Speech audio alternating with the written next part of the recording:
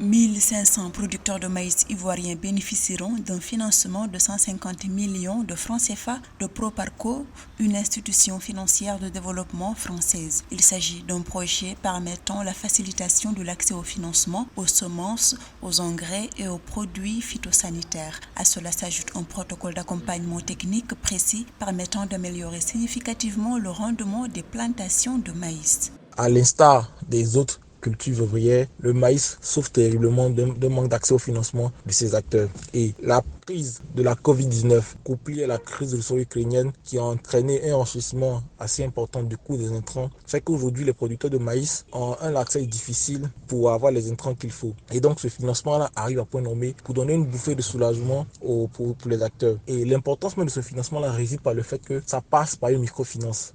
Le projet permettra entre autres de lutter contre l'insécurité alimentaire et développer les capacités de production et de transformation locale en matière agricole en Côte d'Ivoire. Par ailleurs, la demande interne de maïs croît plus vite que la production et les rendements dans le pays.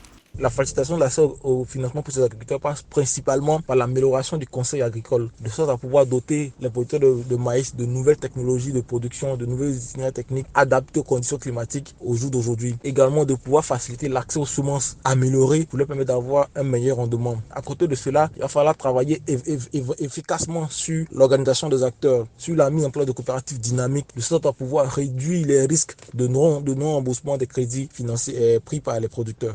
La filière maïs de la Côte d'Ivoire est l'une des plus importantes, mais aussi l'une des plus vulnérables. Cette culture joue un rôle très important en matière d'apport alimentaire pour une grande partie de la population, mais aussi pour l'élevage. Elle est d'autant plus stratégique qu'elle emploie plus de 15 000 producteurs organisés en coopérative.